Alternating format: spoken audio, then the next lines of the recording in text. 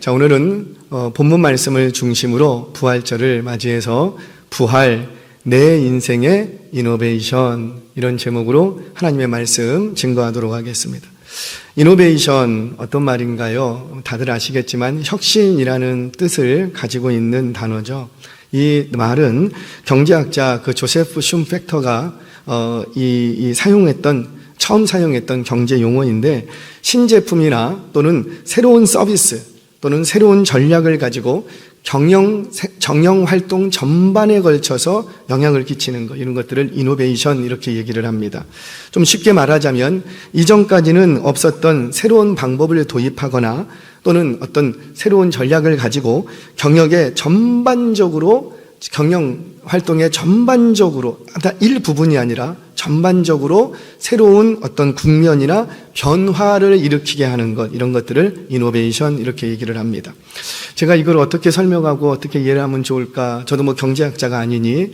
그런데 이틀 전인가요? 제가 이렇게 한 교수님의 글을 이렇게 보다가 이게 있어서 여러분들에게 좀 소개해 드리려고요. 이 말을 하면 쉽게 이해가 되실 거예요. 최근에 스톡홀름 경제대학의 로베르토 베르간디라는 교수는 이 이노베이션과 관련해서 신선한 연구 결과 하나를 내놓았어요. 현대 사회는 기술이나 기능보다 의미적 이노베이션이 필요하다, 이렇게 말합니다. 이게 무슨 말이냐면 그가 양초를 가지고 설명을 합니다. 여러분, 전구의 발명 이후에 어둠을 밝히는 초의 역할은 그 기능을 이미 상실해 버렸어요. 그렇지요? 그렇지요? 전구가 발명되면서 이전까지는 불을 밝히는 조명의 역할을 다 뭐가 했는데? 초가 했잖아요. 3, 40년 전만 해도 집집마다 전기가 다 들어갔는데도 불구하고 우리는 3, 40년 전만 해도 집집마다 다 뭐는 있었어요? 양초는 다 있었어요. 저희 집에도요, 서랍에 이만한 박스 하나로 깍대기 속에 양초가 몇 개씩은 있었어요. 그때 전기가 TV도 보던 시대였다고요. 그럼에도 불구하고 왜 양초가 필요했죠? 간혹 가다가 딱 정전이 되는 경우가 있으면 정전이 될 때는 바로 준비하고 초를 준비했어요. 그런데 이제 그 양초가 집집마다 있어요, 없어요? 없어요. 그 양초의 기능을 뭐가 지금 대신하고 있어요? 랜턴이 그일 대체. 요즘은 랜턴도 집에 안 둬요. 뭐만 있으면 돼요? 핸드폰 하나만 있으면 이게 조명 밝히는데 전혀 문제가 없어요. 그런데 선진국을 중심으로 해서 2000년 이후부터 최근까지 계속해서 매출이 늘어나고 있는 상품, 굉장히 경제가 안 좋은데도 불구하고 2000년 이후부터 계속해서 그 매출이 늘어나고 있는 세계적인 상품이 있는데, 그게 바로 양초라는 거예요. 양초. 여러분들 이름은 들어보셨습니까? 캔들이라고? 이름이 바뀌었지요. 캔들이 양초 아니에요? 양초. 왜 이렇게 양초가 다시 2000년대 후반부터 2000년 이후부터 선진국을 대상으로 이렇게 불티나게 팔렸을까? 그래요. 그 의미를 새롭게 해석하고 경영 전략에 딱 이제 인풋시킨 거죠. 과거에는 양초라는 게 불을 밝히는 조명으로의 역할로만 해석을 했는데, 이제는요, 분위기를 연출한다거나 아니면 어떤 향기를 퍼뜨린다거나 이런 물건으로 이 물건을 재해석하기 시작한 거예요. 그래서 요즘은 LED 전구보다 훨씬 더 비싼 캔들이 출시되고 팔리고 있다고 합니다. 이게 바로 뭐냐면 의미의 이노베이션이에요. 양초 만들던 그 회사가 의미를 바꿨더니 양초 회사가 본래는 문을 닫아야 되는데 완전히 세계적인 회사로 막 급부상하고 있더라는 거죠. 이게 바로 이노베이션이에요. 오늘은 부활절입니다.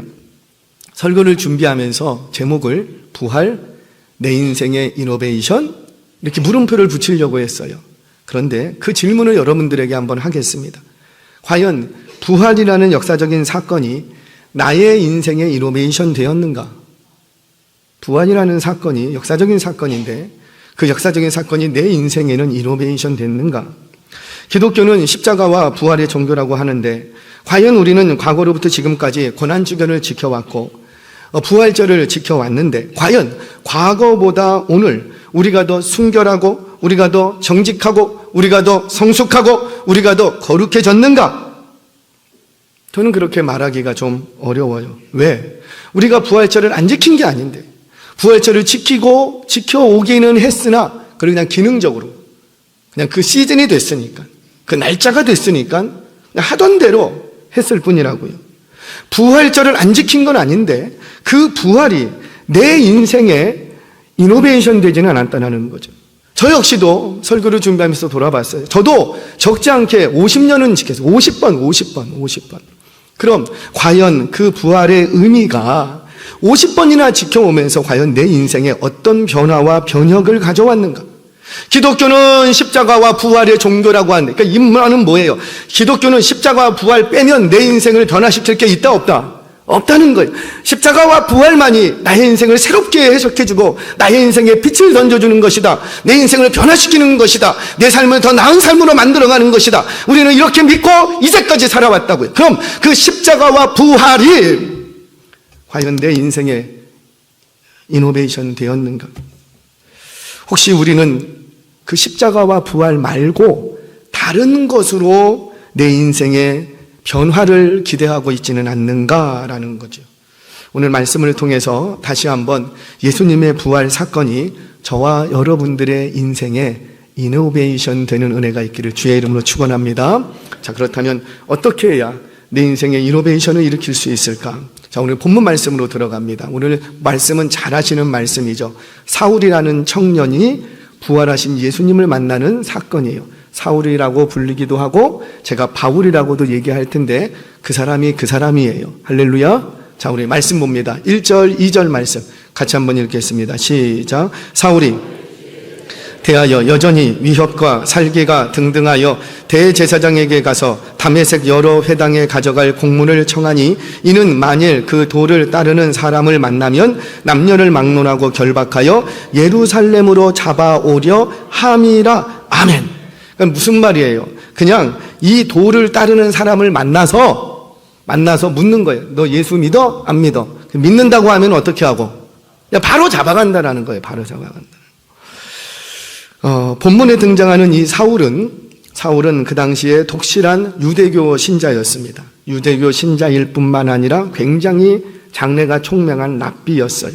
성공한 인생이었죠. 아니, 앞으로도 더 성공할 수 있는 유능한 청년이에요.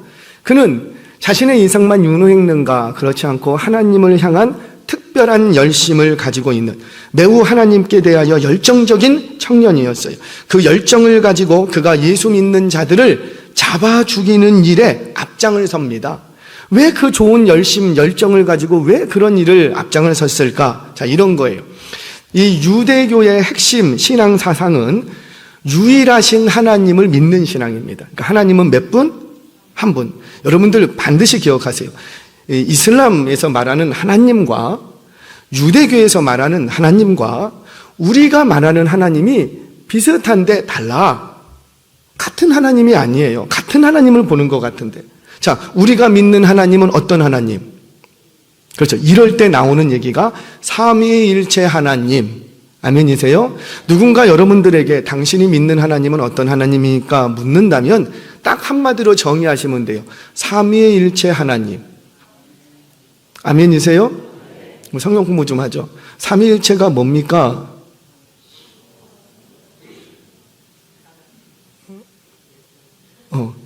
하나님, 예수님 뭔가가 나왔어.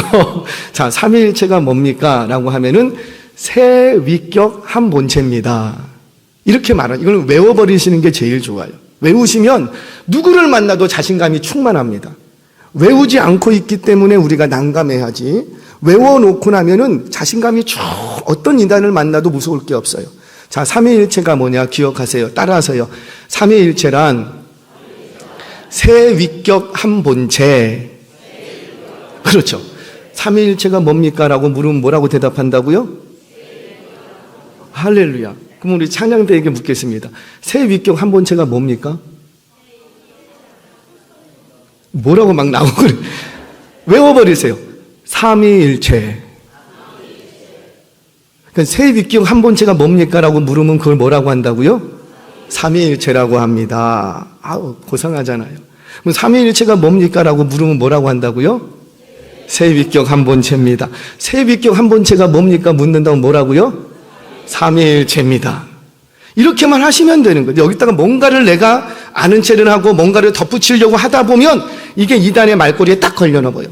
이제 그러다가 혹시 누가 삼위가 뭡니까? 이렇게 물으면, 그렇게 묻는 사람 별로 없어요.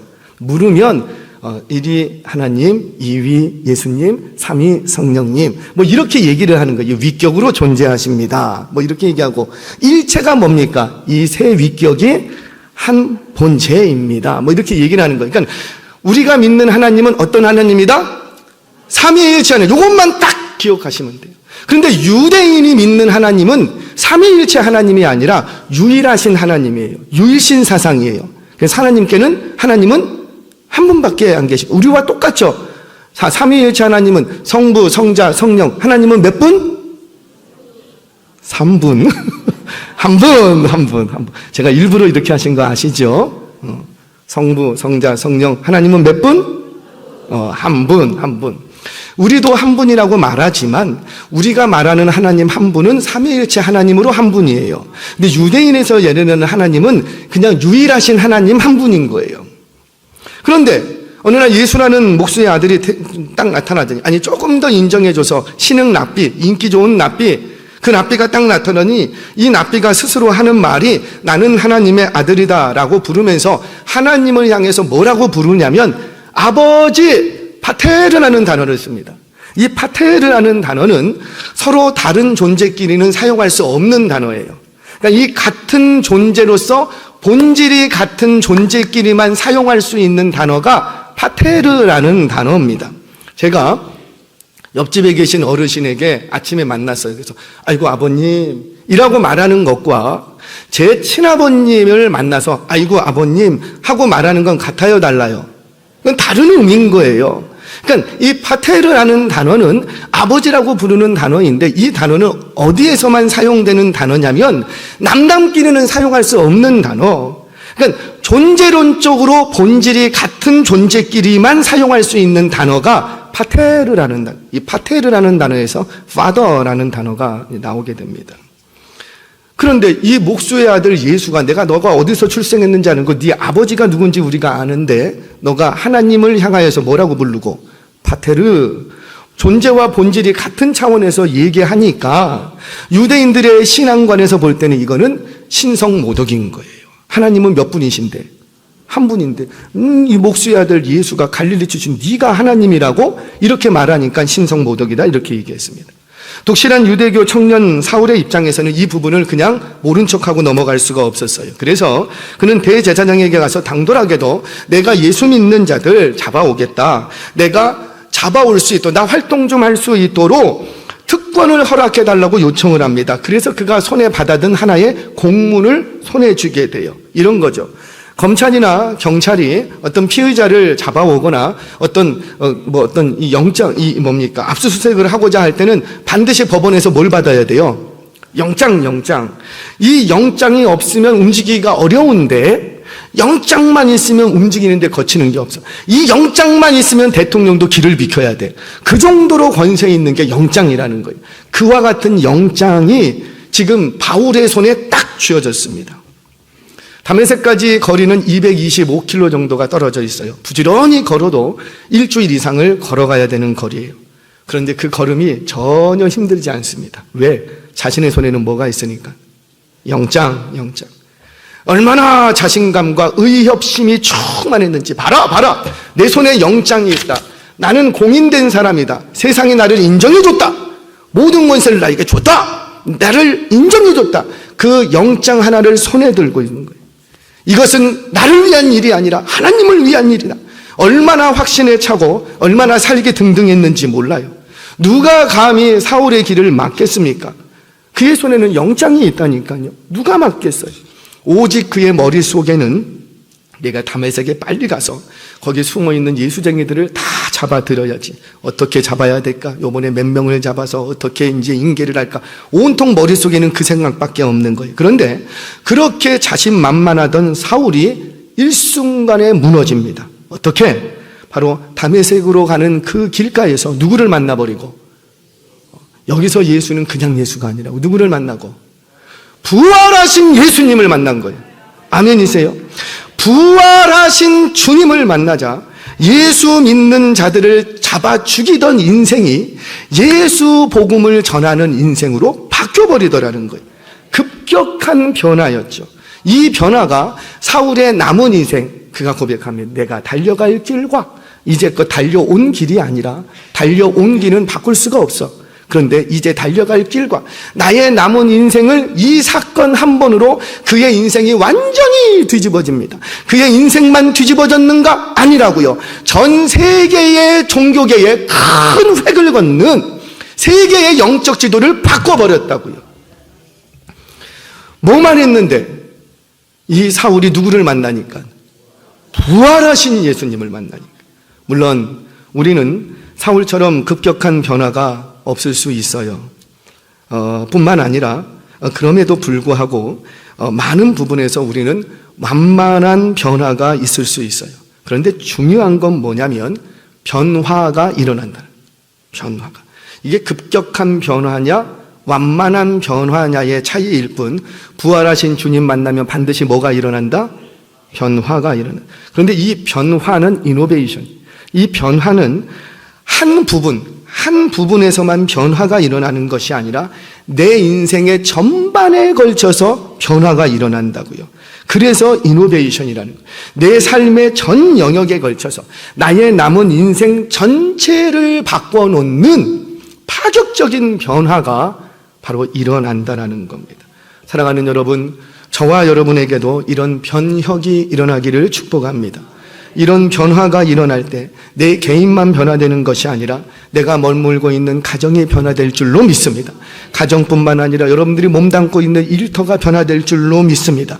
일터뿐만 아니라 여러분들이 만나는 모든 관계한 사람들 관계에서 변화가 일어날 줄로 믿습니다. 뿐만 아니라 세상을 변화시킬 줄로 믿습니다. 누구를 만날 때? 그렇죠. 부활하신 예수님. 자, 그렇다면 우리 인생에도 이노베이션이 일어나기를 원하는데 왜 우리 인생에는 이노베이션이 일어나지 않을까?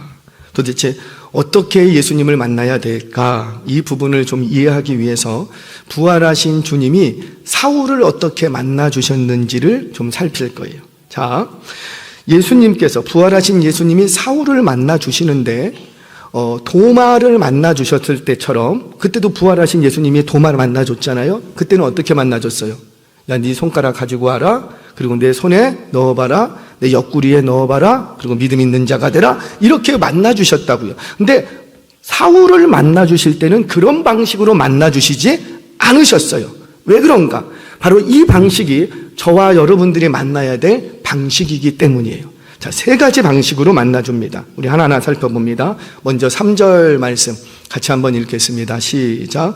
사울이 길을 가다가 다메섹에 가까이 이르더니 호련히 하늘로부터 빛이 그를 둘러 비추는지라. 아멘. 어떻게 만나주셨는가? 빛으로 만나주셨다는. 빛으로. 여러분, 사울이 얼마나 당당했을까요? 사울은 로마 시민권자예요. 여러분들, 로마 시민권자라는 것은 무슨 말이냐면 국경을 넘고 어떻게 여행을 할 때 비자가 필요 없어. 바이패스. 그냥 무사통과예요. 무사통과. 거기다가 로마 시민권이 있으면 로마에서 적극적으로 이를 보호해 줍니다. 보호해 줍니다. 그러니 뭐가 두렵겠어요? 거기다가 모든 이방인들이 추앙하는 유대인이야. 경건하기로 정평이 나 있다고요. 거기다가 당시 최고의 율법대학이라고 하는 가말리엘 학파에서 엘리트 공부를 합니다. 여러분, 가말리엘이라는 사람은 어떤 사람이냐면 사내들인 최고 공회원이에요. 공회원 하시드라고 하는데 최고 공회원이에요. 그 공회원에게 직접 받았다고요. 수학을 했다고. 이 말은 곧 뭐예요? 자신에게도 정치적인 입지가 생긴 거예요. 그럼 뭐가 두렵겠습니까? 당시 청년으로 갖출 수 있는 모든 출세 조건을 다 갖추고 있어요. 거기다가 자신의 손에는 뭐도 있고 아무도 갖지 않는 대제사장이 발부한 영장이 자기 손에 있는 거예요. 그러니 얼마나 대단하겠어요. 그 고개가, 그 목이 얼마나 뻣뻣하겠습니까? 얼마나 교만하고 얼마나 자신감에 차 있겠어요. 아무것도 내 앞에 거칠 것이 없다. 좌로 우로 다 갈라져. 그런데 그렇게 의기양양하던 살기 등등하던 이 사울이 빛이 비춰지니까 꼬꾸라집니다. 누가 다리 건 게 아니라고요. 빛이 비춰졌는데 그 앞에 엎드러지더라는 거예요. 물론 그 빛이 너무 강렬했을 거예요. 그런데 여러분들 아무리 강렬한 빛이 여러분들에게 비춰진다고 여러분들 그 앞에서 엎드러질 사람 누가 있어요? 눈은 찔끔 감겠죠. 그리고 선글라스 달라고 하겠죠. 근데 사울은 빛이 비춰지자 그 앞에서 어떻게 했더라? 엎드러졌더라. 사랑하는 여러분, 뭘 말할까요? 첫 번째, 우리는 그렇게 연약한 존재라는 거예요. 뭐 대단한 거 있어 보여도, 저 혼자 삐까뻔쩍한 옷을 입고 저 혼자 좋은 집에 살고 뭐 대단한 거 있어 보여도, 힘이 있어 보여도, 세상 권력을 한 손에 쥐고 있는 것 같아도, 요즘 선거철 어제도 너무너무 시끄러워서 토요일날 아침에 토요일인가요? 이렇게 설교 준비하는데 와, 시간총 난리가 났더라고요. 할렐루야. 고목사 온다고는 안 그러는데 지금 난리예요. 그렇게 뭐 대단한 거 있어 보여도 주님께서 살짝 빛을 비추시면 누구라도 엎드러지는 줄 믿으시기 바랍니다. 다 꼬꾸라지는 거라고요. 바울은 그 부활하신 예수님을 빛으로 만났어요. 빛으로 그냥 만났을 뿐인데 이 뻣뻣하던 바울이 어찌하더라? 그 앞에서 엎드러지는 거예요. 사랑하는 여러분, 우리도 예수님 만났고 부활하신 예수님 만나고 나도 신앙생활하는데 왜 내 인생에는 이노베이션이 일어나지 않는가? 바로 이 부활하신 예수님을 만나기는 만났는데 그 만남 앞에서 나의 연약함을 인정하지 아니하고 그 빛 앞에서 내가 엎드러지지 않았기 때문에, 굴복하지 않았기 때문에, 엎드러지지 않았기 때문에 내 인생에 이노베이션이 일어나지 않는 거예요. 사랑하는 여러분, 오늘 이 시간 빛으로 임하시는 예수님을 믿으시기를 바랍니다. 이 빛 앞에 겸손하게 엎드러진다는 게 뭐예요? 그분의 앞에 나의 자존심을 내리고 나의 의기, 살기 등등했던 이 마음을 꺾고 하나님 앞에 납작 엎드리는 겸손한 모습으로 주님 앞에 예배하며 말씀을 받을 수 있는 저와 여러분 되시기를 주의 이름으로 축원합니다. 첫 번째, 내 인생에 이노베이션이 일어나려면 엎드러져야 된다. 그 자존심이 꺾이고 그 교만했던 마음이 꺾이고 엎드러져야 된다. 자, 두 번째, 우리 4절 말씀 같이 한번 읽겠습니다. 시작. 땅에 엎드러져 들음에 소리가 있어 이르시되 사울아 사울아 내가 어찌하여 나를 박해하느냐 하시거늘. 아멘. 자, 그 비춰진 그 빛 가운데서 뭐가 들리기 시작해요? 소리가 있어. 소리가. 그 옛날 출애굽 시대에 출애굽을 하면서 하나님께서 시내산에서 언약궤를 만들어라, 장막을 준비해라 말씀을 하십니다. 그렇게 언약궤를 만들었어요. 언약궤를 만든 이유는 뭐냐면 그 언약궤 뚜껑 위에 하나님이 임재하시려고. 그래서 이 언약궤가 다 만들어지고 나니 시내산 위에 있던 구름이 이제 어디로 내려앉냐면 이 언약궤 뚜껑 위에 구름이 내려앉습니다. 이것은 곧 하나님이 구름으로 현현하신 거예요. 그런데 현현하시고는 그냥 끝났는가? 그렇지 않고 하나님이 이 백성과 말씀을 하시는데, 물론 모세에게 말씀을 하시죠. 말씀을 하시는데 어디에서 말씀을 하시고? 그 언약궤 뚜껑이 두 그룹 사이에서 말씀을 하시는 거예요. 여러분, 소리는 방향이 있습니다. 소리는 이렇게 퍼지는 것 같지만 소리는 방향이 있어요. 고목사! 그러면 저는 딱 돌아본다고요. 왜? 그 소리가 들리는 방향이 있기 때문이에요. 이 바울이 꼬꾸라졌어요. 이 사울이 꼬꾸라졌어요. 하나님께서 그 빛 안에서 임하셔서 그 비추는 빗줄기 속에 임하셔서 그 빗줄기 안에서 소리가 들리기 시작하는 거예요. 소리가. 그 하나님께서는 지금도 살아계셔서 오늘 이 시간 우리 가운데 빛으로 성령으로 임재하셔서 그 빛 속에 성령 안에서 말씀하시는 하나님이신 줄 믿으시기를 바랍니다.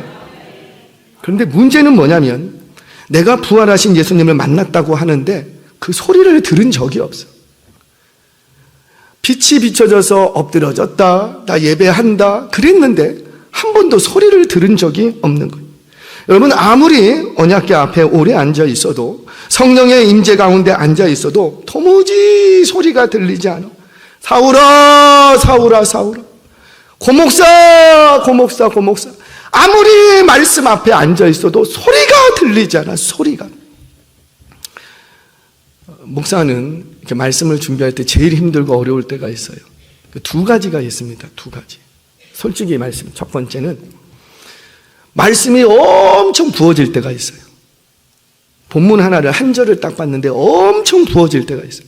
그럼 원고를 10페이지 이상 막 적습니다. 근데 적고 나서 문제는 뭐예요? 10페이지, 12페이지 제가 설교해 보세요. 그러면 저보고 쫓겨나고 말 거예요. 그러니까 그걸 어떻게 해야 돼요? 줄여야지 돼.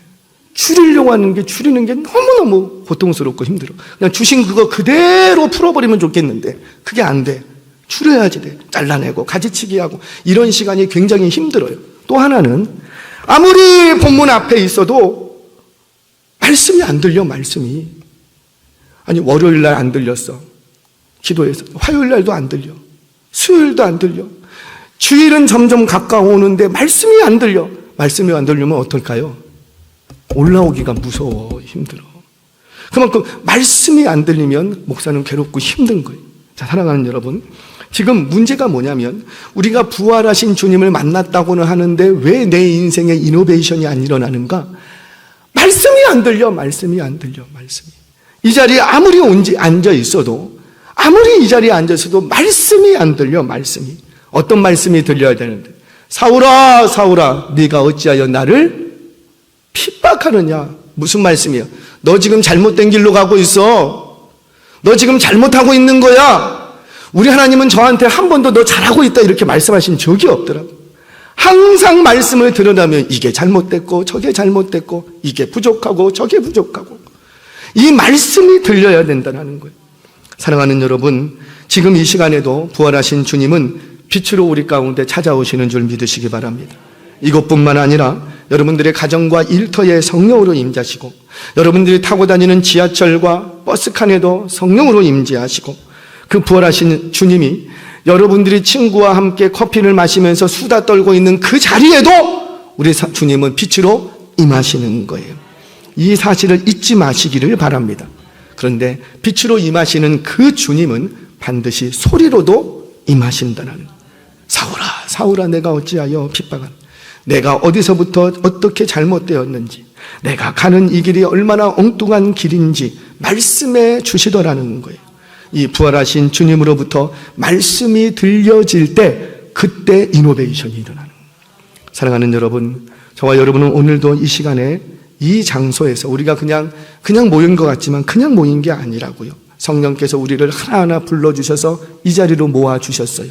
오늘 이 시간에 빛으로 임하시는 주님을 만나시기 바랍니다. 뿐만 아니라 그 빛 가운데 나에게 말씀하시는 하나님이 경험되시기를 주의 이름으로 축원합니다. 자, 두 번째, 내 인생에 이노베이션이 일어나려면 말씀이 들려져야 된다. 말씀으로 만나야 된다. 자, 마지막 하나, 이게 조금 어려워요. 우리 8절 9절 말씀 같이 한번 읽겠습니다. 시작. 사울이 땅에서 일어나 눈을 떴으나 아무것도 보지 못하고 사람의 손에 끌려 다메섹으로 들어가서 사흘 동안 보지 못하고 먹지도 마시지도 아니하니라. 아멘. 자, 사울은 부활하신 주님을 빛으로 만나고 또 뭘로? 말씀으로, 소리로 만났어요. 그런데 그렇게 빛으로 소리로 부활하신 주님을 만나면 즉시 찾아오는 게 있습니다. 뭐라? 즉시로 아무것도 안 보여. 아무것도 안 보여. 이전에는 어디로 어떻게 가야 될지 잘 보고 다녔어. 근데 빛으로 소리로 임하시는 그 하나님을 딱 만나고 나니까, 부활하신 주님을 딱 만나고 나니까 아무것도 안 보이는 거예요. 아무것도. 심지어 어떻게 됩니까? 아무것도 안 보이니까 이 의기양양하던, 이 살기 등등했던, 이 잘나갔던 사울 청년이 타인의 손에 부축을 받지 않으면, 도움을 받지면 한 걸음도 못 되는 이 신세가 되고 맙니다. 심지어 사흘 동안 보지 못하고요, 먹지 못하고 마시지도 못했어요. 여러분, 무슨 말이에요? 사흘 동안 보지 못하고 먹지 못하고 마시지 못했다? 뭐예요? 죽은 거예요. 죽은 거예요. 숨은 쉬고 있지만 사실은 죽은 거예요. 죽은 거. 이 사흘간의 죽음을 경험하고 사울은 새로운 인생의 삶을 시작하더라는 거죠. 사랑하는 여러분, 그래요. 죽어야 사는 거예요. 예수님께서 십자가의 죽으심으로 부활의 영광을 얻으셨던 것처럼 죽어야 사는 거예요. 가정 안에서 내가 부활하신 예수님 만났습니까? 그러면 누가 죽어야 되고, 부활하신 예수님 만난 남편이 죽어야지. 부활하신 예수님을 아내가 만났습니까? 그러면 집안에서 그 누가 죽어야 되고, 아내가 죽어야지, 아내가. 그런데 아내가 부활하신 주님 만났다고, 나는 주님 잘한다고, 나는 기도 많이 한다고, 나는 당신보다 신앙생활 오래 했다고, 내가 직분이 더 있다고, 그렇게 남편 앞에서 의기양양하고 자존심 세우고 거칠게 다루면 그 가정에는 이노베이션이 일어나지 않는 거예요. 사울은 이 비밀을 알았습니다. 그래서 사울은 그의 전 인생 속에서 죽을 때까지 고백했던 게 뭐냐면, 하나님 앞에 갈 때까지 고백했던 게, 나는 날마다 죽노라. 날마다 죽노라. 왜? 날마다 죽어야 날마다 살기 때문이에요. 사랑하는 여러분, 부활하신 주님을 만났습니까? 그러면 죽어야 한답니다. 죽는 것이 경험되어야 하는 거예요. 한 번도 내 남편 앞에서 죽어본 적이 없다. 죄송해요. 아직 부활하신 주님 못 만난 거예요. 한 번도 내가 직장 상사에게 죽어본 적이 없다. 친구들 앞에서 죽어본 적이 없다. 죄송해요. 그러면 아직 주님 못 만나실 수도 있는 거예요. 사울은 부활하신 예수님을 만나고 이제껏 살아왔던 사울은 여기서 죽습니다. 그리고 바울로서의 새로운 삶이 시작되더라는 거예요. 예수 믿는 자들을 잡아 죽이려고 했던 사울은 죽고 이제 예수 복음을 전하는 바울로 살더라는 거예요. 이 경험은 일순간 한 부분에서만 일어난 경험이 아니라 그의 남은 인생 전체를 끌고 갑니다. 전체 인생이 바뀌었다는 거예요. 뿐만 아니라 세계의 영적 지도를 갈아치워 버렸다고요. 저와 여러분에게도 이런 죽음이 경험되셔서 인생의 이노베이션이 경험되시기를 주의 이름으로 축원합니다. 자, 그렇다면 마지막입니다. 도대체 우리가 변화되어야 한다고 아는 건 아는데 어떤 부분에서 어디까지 변화되어야 할 것인가? 이 부분은 길게 다루지 않고 이제 결과만 말씀을 드립니다. 세 군데에서 세 가지 부분에서 반드시 변화 일어나지 않으면 이노베이션 없어요. 첫 번째, 가치관의 변화가 일어나야 됩니다. 이 가치관의 변화는 나의 삶의 전 영역에서의 가치관의 변화예요. 돈에 대한 가치관이 변하고, 남편에 대한 가치관이 변하고, 아내에 대한 가치관이 변하고, 출세에 대한, 거기만 아멘, 출세에 대한 가치관이 변하고, 찬양에 대한 가치관이 변하고, 연주에 대한 가치관이 변하고, 그러니까 내 삶의 모든 영역에 가치관이 변해야 되는 거예요. 가치관. 두 번째로는 말과 행동의 변화가 일어나야 돼요. 이분한테는 말과 행동이 변화됐어. 근데 저분한테는 말과 행동이 변화가 안 돼. 돈 많고 권세 있고 권력 있고 많이 배우신 분한테는 내가 말과 행동이 변했어. 그런데 가난하고 못 배우고 어리숙한 분 앞에서는 여전히 말과 행동이 변하지 않았어. 그러면 그 인생은 이노베이션이 없는 거예요. 누구를 만나든지 어떤 상황에 있든지 간에 모든 사람에게 향해서 말과 행동이 변화되어지는 그런 은혜가 있기를 주의 이름으로 축원합니다. 우스갯소리예요. 저희 아버님이 막 화가 났어요. 저희 아버님은 소천하셨습니다. 제가 아무리 얘기해도 안 내려오세요. 화가 나셨어요. 그러고는 어머니에게 막 한마디 하시는데 제가 지금도 그 어머니를 혼냈던 그 말이 지금도 귀에 나요. 아버님이 뭐라고 했냐면, 너 목사 얘기하듯이 나한테 해봐.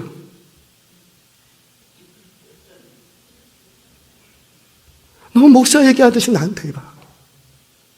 이 말이 제 심장에 그대로 남았어요.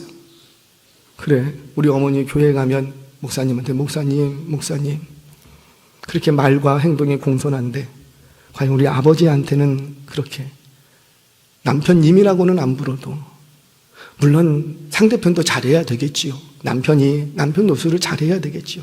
그러나 그런 정황을 떠나서 과연 나 예수님 만났다고 하는데, 부활하신 예수님 만났다고 하는데 나의 삶의 전 영역에서 말과 행동이 변화됐느냐, 이거 달아보셔야 된다는 것. 하나는 습관의 변화가 있어야 돼요. 처음에는 가치관은, 그 다음에 말과 행동, 습관도 한 부분에서만 바뀌는 것이 아니라 나의 모든 삶의 영역에서의 습관이 바뀌어야 돼요. 습관이 바뀐다는 것은 나의 동선이 바뀐다는 것이고, 습관이 바뀐다는 것은 라이프 스타일이 바뀌어졌다는 거예요. 가던 곳을 안 가고 하던 일을 안 하게 되는 것, 그걸 우리는 습관의 변화라고 합니다. 그 가던 곳을 안 가던 그 시간에 쪼가내서 성경을 읽기 시작하고, 그 먹던 것 안 먹으면서 그러면서 또 구제하는 일에 힘쓰. 그러니까 나의 모든 라이프 스타일, 습관의 삶의 전 영역에서 이런 습관의 변화가 일어나야 내 인생에 이노베이션이 일어나는 거예요. 이렇게 변화됐던 사람을 소개하겠습니다. 기독교 역사 속에서 바울만큼이나 부활하신 예수님을 급진적으로 만났던 한 사람이 있어요. 그는 매우 도도한 청년이었습니다. 교만한 사람이었죠. 그는 늘 술과 도박에 빠져 있었고 정신적인 방황을 계속했고 만이교라는 이교도에 심취해 있었고요. 14년간이나 낯선 여자, 누군지도 잘 몰라요. 집안이 어떤 여자인지도 몰라요. 그 낯선 여자와 동거하면서 아들을 낳기도 하는 등 14년 동안 성적 방종을 하며 망가진 인생이었어요. 바로 어거스틴입니다. 어느 정도로 페루냐였냐면 자신이 아이를 낳아준 그 여인을 두고 14년 만에 또 다른 여자가 눈에 들어온 거예요. 그래서 자신의 아이를 낳아준 14년 동안 결혼한 사이가 동거했어. 동거했는데 그 여인에게 부탁합니다. 당신 이 아이를 데리고 먼 곳으로 좀 가주세요. 왜 그런가? 새로운 여자를 좀 같이 살아야 되겠습니다. 근데 참 이 여인이요, 이 어거스틴의 말을 그냥 받아줍니다. 정말 아이를 데리고 저 먼 곳으로 가버렸어요. 그러니 어떻게 해요? 어거스틴이 그냥 그 여인을 데려오죠. 왜냐하면 당시에 보면은 한 집에 두 여자를 둘 수 없는 법이 있었거든요. 그 법을 지킨다고 그렇게. 참 여자들 대단해요. 정말 대단해요. 그랬던 그가 어느 날도, 그날도 술이 밀라노의 한 정원을 이렇게 걷고 있었습니다. 이렇게 걷고 있었는데 그 순간 강력한 음성이 자신의 귀에 들린 거예요. 이 상황이 어떠냐면 밀라노 정원 하면은 왜 우리 영화에서 보면 이렇게 높은 정원들이 이렇게 쫙 있잖아요. 그 정원 뒤편에서 아이들이 놀고 있었어요. 동네 아이들이. 뭐 우리 같으면은 뭐 고무줄 놀이를 하든지 이렇게 놀고 있었는데 그 놀면서 부르던 노래가 있어요. 부르던 노래. 그게 뭐냐면 펴서 읽어보아라. 펴서 읽어보아라. 그런 거예요. 그 펴서 읽어보아라 항상 동네 애들이 고무줄 놀이 하면서 부르던 노래야. 근데 그날따라 그 노래 소리가 엄청난 자신의 심장을 울리는 소리로 들리더라고요. 그리고는 너무 견딜 수 없어서 그 소리에 압도돼서 쓰러집니다. 쓰러지고는 이렇게 보니까 벤치 옆에 책 한 권이 떨어져 있더래. 그래서 진짜 펴서 읽어보았어요. 뭘 읽었는가? 로마서 3장 13장 13절 14절 말씀 같이 한번 읽겠습니다. 시작. 낮에와 같이 당정히 하고 술 취하지 말며 음란하거나 호색하지 말며 다투거나 시기하지 말고 오직 주 예수 그리스도로 옷 입고 정욕을 위하여 육신의 일을 도모하지 말라. 이 글을 읽는 순간 자신의 심령에 거부할 수 없는 빛이 쫙 비춰져요. 그리고는 그 자리에서 꼬꾸라집니다. 그리고는 그 말씀 앞에 자신의 지난 날을 통회하면서 그 자리에서 이전에 방탕하게 살던 어거스틴은 죽고 이제 성자 어거스틴으로 불리우는 그 인생을 시작하게 되더라는 거예요. 그는 한 부분에서만 변화가 일어났는가? 그렇지 않았답니다. 술 취함을 버리고 방탕함을 버리고 호색하던 습관을 버리고 세상적으로 출세하고 싶은 가치관을 죽이고 오직 그리스도로 날마다 옷 입고 육신의 일을 죽이기 시작했던 삶의 전 영역에서 변화가 일어나기 시작합니다. 가치관의 변화, 말과 행동의 변화, 습관의 변화가 일어나는 것. 사랑하는 여러분, 저와 여러분에게도 이런 급진적인 변화는 아니라 할지라도 부활하신 주님을 만남으로 내 인생의 총체적인 변화가 경험되시기를 주의 이름으로 축원합니다. 마지막 한 분만 제가 소개하고 마치겠습니다. 여러분들 혹시 CBS의 새롭게 하소서라는 프로그램을 아세요? 좀 보신 분들이 많이 계시네요. 일부 시간에는 대답도 안 해요. 여기에 몇 년 전에 전 IBM 코리아, 한국 IBM 코리아 그 회사에서 최연소, 역사 속에서 그 회사 연역 속에서 최연소 상무가 되었던 김상건 씨가 있습니다. 김상건 씨가 그때는 김상건 씨였는데 지금은 집사님이 되셨어요. 거기 한번 검색해서 들어가 보면 그 타이틀이 뭐냐면 2번의 이혼, 1번 재혼. 이게 그분의 그 프로그램 타이틀이에요. 제가 그분을 만났습니다. 근데 그분이 얘기를 들어보니 제목이 잘못됐어. 2번 이혼, 1번 재결합. 그러니까 2번 이혼하고 다시 어떻게 한 거예요? 그 이혼한 여인과 다시 재결합을 한 거예요. 제가 간증문을 조금 읽어드릴게요. 저는 10년 전 교회에 오기 전까지 세상 모임에 푹 빠져 살았습니다.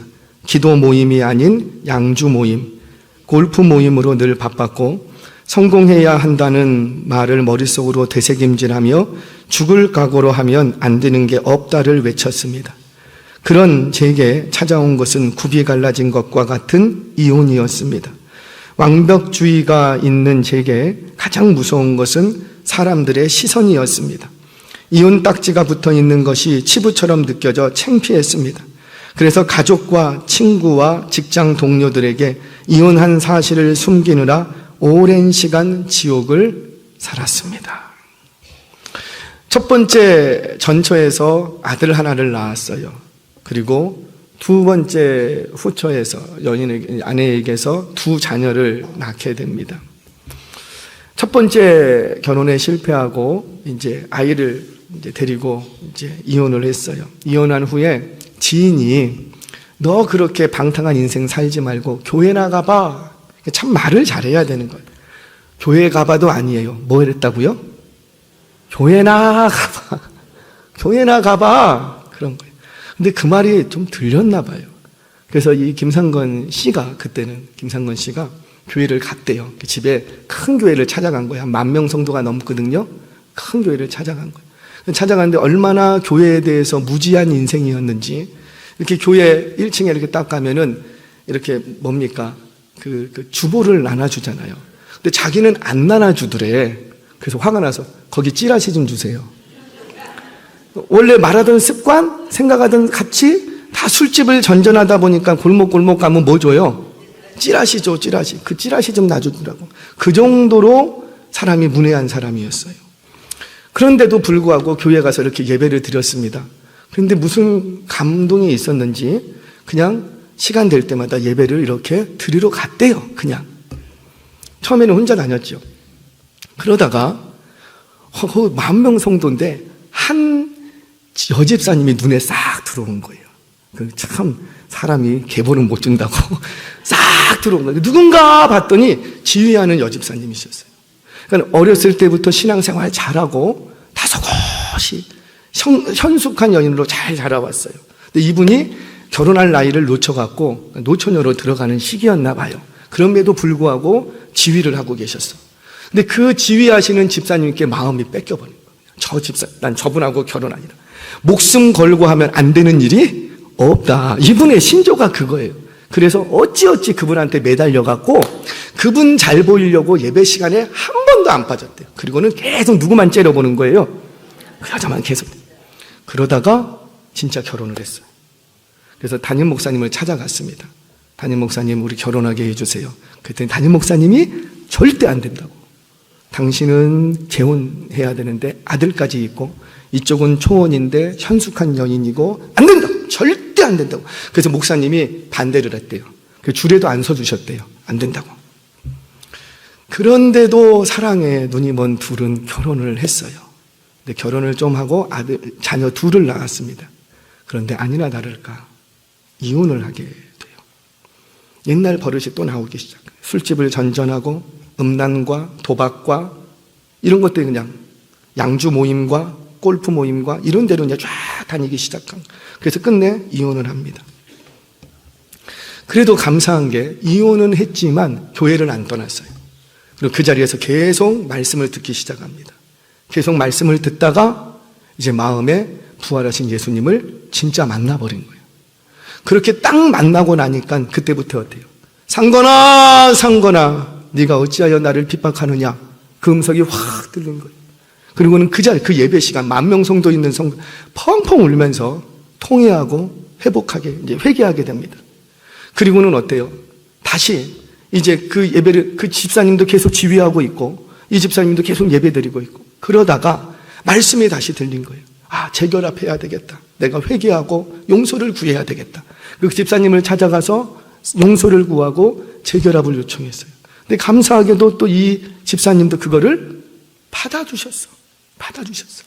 그리고는 그 집에서부터 이제 가정예배가 회복되기 시작합니다. 아버지가 가정예배를 주도하면서 이 세 자녀, 배다른 자녀를 놓고 항상 예배 시간 때만 울어. 이 아들 보고 울고 이 두 자녀 보고 울고 예배 시간마다 울어. 가정예배 때. 그러니까 이 첫째 아들이 전처에게서 난 아들이 엄마랑은 이렇게 연락이 되거든요.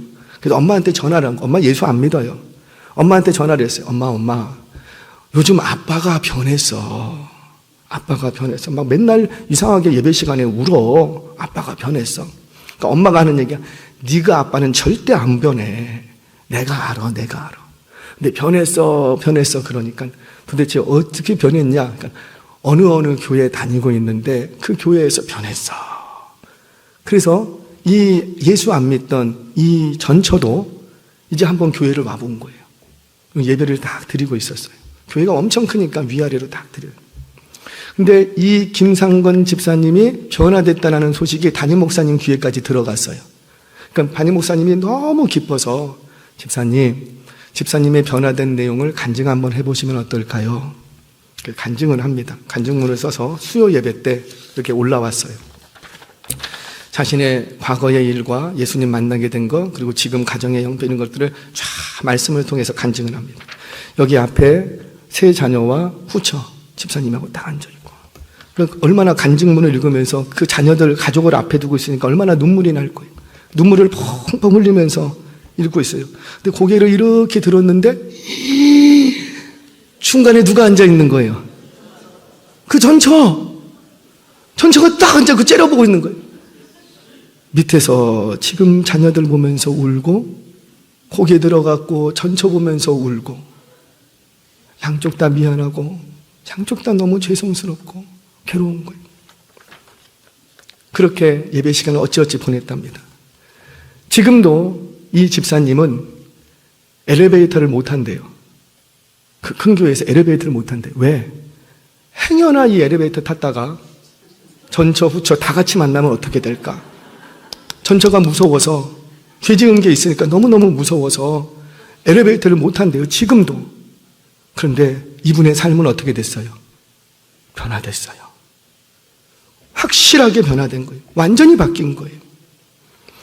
지금도 그 죄 지은 마음을 가지고 통회하면서 회개하는 마음으로 살고, 이미 어긋난 이것을 다시 깨워 맞출 수는 없지만, 그럼에도 불구하고 여전히 우리 가정에 위험한 일들이 많이 있지만, 그럼에도 불구하고 그 부활하신 예수님 만남으로 말미암아 이분은 변화된 삶을 지금도 살아가고 있는, 그분의 간증문 마저 읽어드리겠습니다.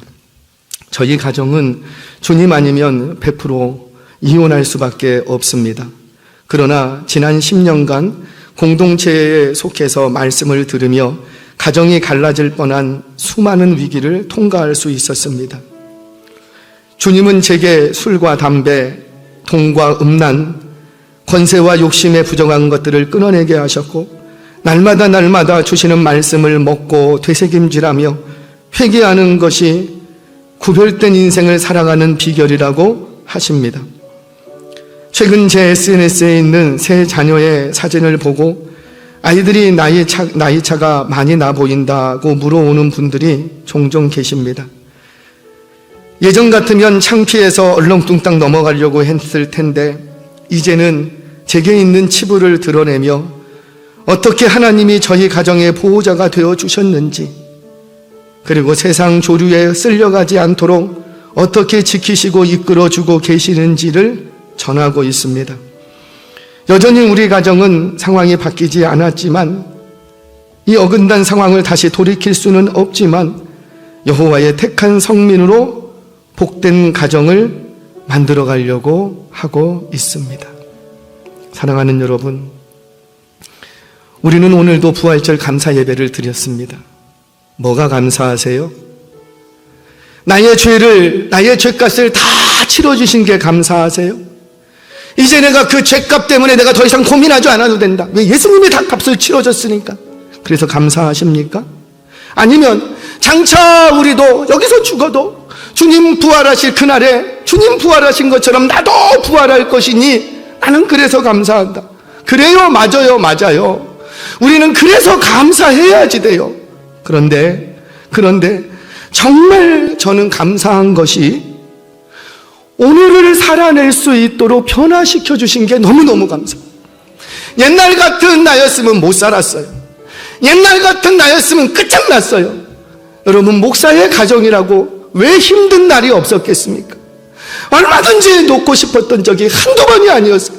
그럼에도 불구하고 그때 부활하신 주님 만났기에, 만약에 그 주님 못 만났다면 우리 가정도 마찬가지, 김상근 집사님의 가정이나 우리 가정이나 뭐 다를 게 뭐가 있었겠냐고요. 그런데 그 부활하신 주님 만남으로 우리 가정에도 새로운 이노베이션이 일어났던 것. 비록 현실은 변한 게 없지만 알아요.